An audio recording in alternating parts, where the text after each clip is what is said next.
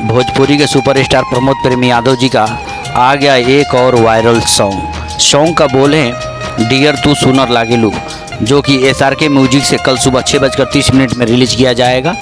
इस गाने में प्रमोद प्रेमी यादव जी, उनके साथ शिल्पी राज जी का मधुर आवाज़ है। गाने का राइटर कृष्णा बेदर्दी जी और म्यूजिक से सजाया है कृष्णा बेदर्दी जी ने ही।